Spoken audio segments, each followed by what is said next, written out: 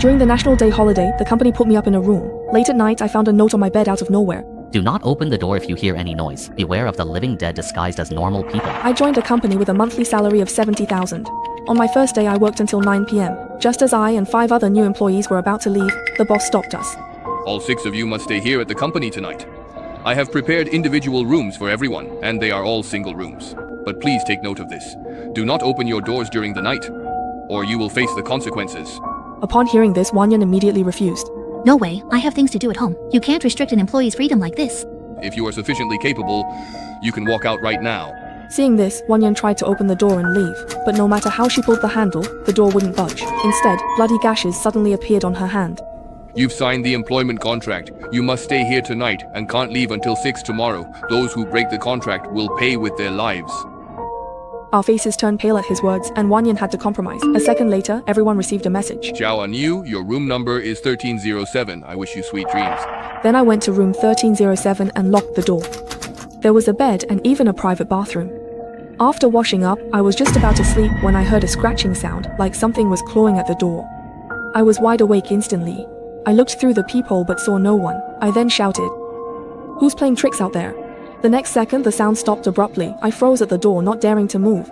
I breathed a sigh of relief when the sound stopped. Just as I pulled back the covers to get into bed, I found a note had appeared out of thin air. I was terrified, and quickly picked up the note to check. It read, Do not open the door if you hear any noise. Beware of the living dead disguised as normal people. I flipped it over and found more writing on the back. First, do not open the door for anyone before the break of dawn. If you hear scratching at the door, don't worry, it's just a child playing a prank. Second, beware of your other self in the mirror. Third, there is no moon tonight. If you see the moon, you must eat the red fruit on the nightstand. Fourth, there is a murderer among the 6 of you, so please protect yourself. Fifth, someone is already dead, but they simply don't know it yet. I looked at the note, feeling completely baffled. So I called my colleague Ruyan. Ruyan, are you asleep? Not yet. I'm a bit scared being alone. I originally wanted to show her the note, but then I thought I'd better ask first. Ruyan, did you see a note in your room? What note? I didn't see anything. Ruyan's answer surprised me, so I decided not to tell her about the note for now. By the way, let me add you to the group chat for the 6 of us. Wanyan just created it. After hanging up, she added me. The other new colleagues were all in there too. Wanyan had already started complaining. What kind of crappy company is this? It's so creepy. I wouldn't be here if the pay wasn't so high. But a second later, Dazhuang interrupted her. Stop talking. There is a murderer right here among the 6 of us. What are you talking about? Don't say things unproven. Naturally, I have proof. There is a note stuck on my bathroom mirror with those exact words. If you still don't believe me, I'll take a photo and post it in the group. My heart skipped a beat when I first saw the photo. Dazhuang had received a similar note too, but his only had that one sentence. If it's true, then the murderer must be one of you 3 men. Ruyan, Anyu, and I are all just weak women. Liu wasn't happy to hear that. Do you women have one less hand by birth? Anyone could be the killer. Seeing this, Ning tried to mediate. Stop arguing. Why should workers make things hard for each other? Ruyan just sent me a direct private message. Little Anyu, could what's written on that note be true? Forget if it's true or not. As long as we don't open the door, we should be fine. But just as I finished speaking, there was a knock at the door. I cautiously went to the door and heard Ruyan's voice from outside. Little Anyu, I'm so scared. Can I stay with you? I looked out through the peephole and saw Ruyan with her head down, her face full of terror. You should just go back to your room. Don't come out alone. Please just open the door. How can a weak woman like me deal with a killer? Hearing Ruyan's distressed voice, I was suddenly moved. Just as I was about to open the door, a new message popped up on my phone. It was actually from Ruyan. Little Anyu, since you can't sleep anyway, why don't you chat with me for a bit? I looked at the message in horror, then back at the peephole. If Ruyan is the one messaging me, then who is this outside the door? Ruyan, you should just go back. My door lock seems to be broken. I can't open it at all. Hearing this, she actually laughed. Is that so? Then I won't bother you anymore. I held my breath, not daring to move. Once the sounds outside stopped, I slowly approached the peephole to look out, but my vision was blocked by a patch of blood red. It seemed like the peephole was plugged with something. Terrified, I ran to the bathroom to wash my face, trying to calm myself down, then prepared to go back to sleep. But the moment I turned around, I felt someone in the mirror watching me. I whipped my head back, but found nothing unusual. Yet just then, a bloody handprint suddenly appeared on the mirror. I was so scared I screamed out loud and rushed back to the bedroom. Just then, my phone rang again. Little Anyu, are you okay? Why did I just hear you scream? I'm fine. A mouse suddenly scurried out in the room. By the way, have you actually been in your room this whole night? Yeah, how would I dare to go out? Hearing that, I panicked more. The Ruyan outside the door must have been a fake. I went to the window for air and accidentally saw the full moon in the sky. It's almost winter. How can there still be a full moon? While I was full of doubt, I suddenly remembered the words on the note. There is no moon tonight. If you see a bright moon, please consume the small red fruit on the nightstand.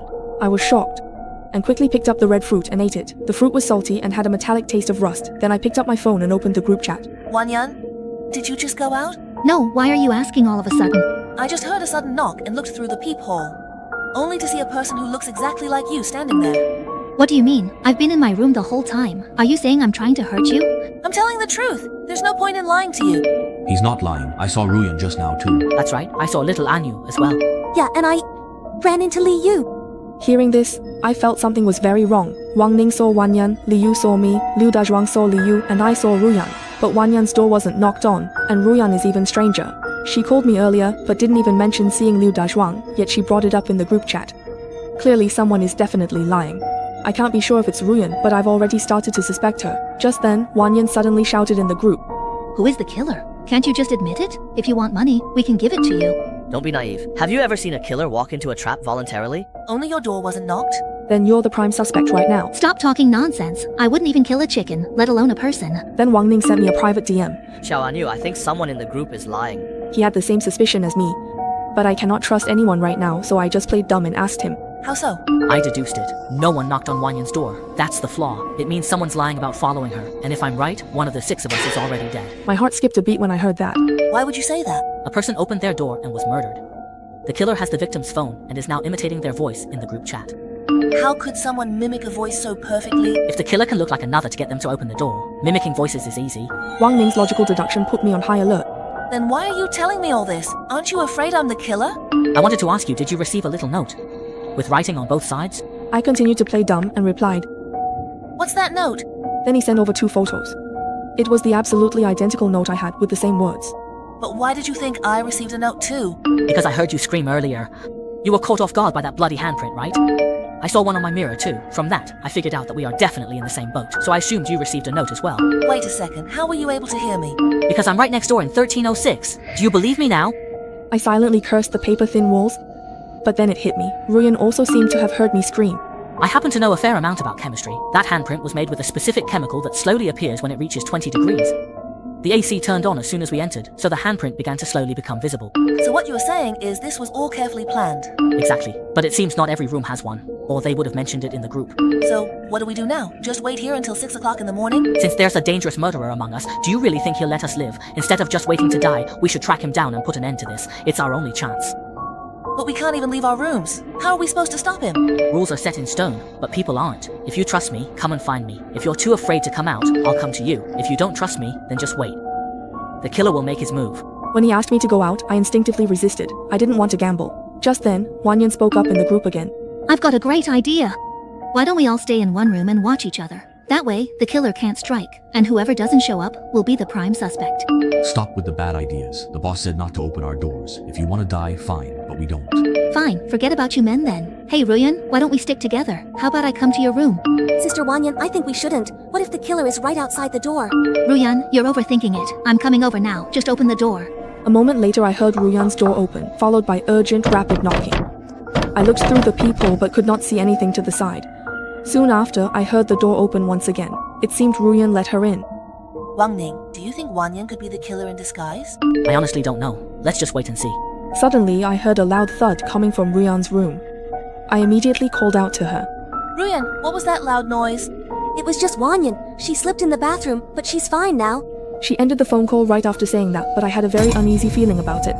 Then I noticed another note on my pillow. It only had 1 sentence. Standing still could mean total annihilation. What does this mean? Does it want me to take the initiative? Wang Ning sent a photo then. He got a note too, and it was exactly the same as mine. So what do you say? Should we team up? But why should I trust you? If you're too scared to come out, I can come to you. Does that work? Fine, come over then. Not long after that, there was a sudden knock at the door. I saw it was Wang Ning and invited him to come inside. Quick, tell me, do you have any clues? I asked Dazhuang and Li Yu. Neither saw the bloody handprint, but Dazhuang said there was a note on his mirror. I know about that. He posted a photo in the group chat earlier, so that means he's not a suspect, right? You're wrong. I actually think he's the most suspicious. Would a killer really warn us that he's going to kill? Wouldn't that just make things harder for him? He did that to clear his name. Dazhuang used to work at an AI company. He knows how to use smart projectors to swap faces. If that's the case, it actually makes sense. Oh, and there's one more suspicious thing. I heard a noise from Ruyan's room earlier. He said Wang Yan just slipped and fell. Wang Ning was shocked to hear this. The note only mentioned one killer, but that doesn't mean there isn't an accomplice. It looks like Wang Yan is in grave danger. We're their next targets. Just as Wang Ning finished speaking, we heard a knock from next door. They're knocking on my door. It seems I'm the target first, then you. Then let's call the police right away. It's no use. I already tried. There must be a high-end signal jammer here. Not. The 6 of us can contact each other, but we can't reach anyone on the outside. As soon as Wang Ning finished, there was a knock at our door. I looked through the peephole and saw Wang Yan standing right there. It's Wang Yan. Open the door, quick.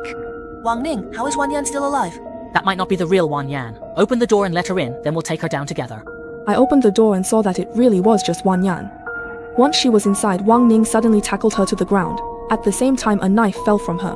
What are you doing? Let me go. The person outside heard the commotion and started pounding on the door. Just wait until I break this door down. You're dead. That's clearly Dazhuang's voice. Wang Ning was right. But I still don't get why Wang Yan is the accomplice. Wang Yan is knocked out. Dazhuang is all alone now. We need to take the initiative.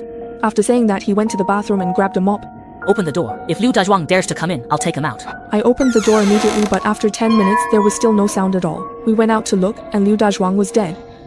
He lay there with a look of pure terror, as if he'd seen something horrific. There was a bloody handprint on his face. I quickly checked the screen of my phone. It was exactly 6 o'clock. Wang Ning, time's up. Let's head out of this office now. Wang Ning helped support Wang Yan up, and we stepped into the elevator. After leaving, we went straight to the police and reported everything that had happened. You said the office was on the 13th floor of New building, but it only has 12 floors. We were all terrified when we heard that. Then Wang Yan confessed the truth. Dazhuang is my husband. We'd heard New building was haunted, so we wanted to fake a ghost murder. Then we'd live stream an investigation to get views and make a fortune. But our plan backfired completely. Wang Ning, you two are free to go. Wait, they killed my husband. Shouldn't they be punished by the law too? Your husband wasn't killed by them. The autopsy shows that Dazhuang was literally scared to death. I thanked Wang Ning after we left the police station, but he simply said, "No need to thank me, I'm just returning a favor." What favor? Have we met somewhere before? He didn't answer me, but just turned around and walked away. Full of confusion, I pulled out my phone to search for Wang Ning's name. It showed that Wang Ning was born in 2005 and died in a car accident. The time of death was exactly 1 year ago today.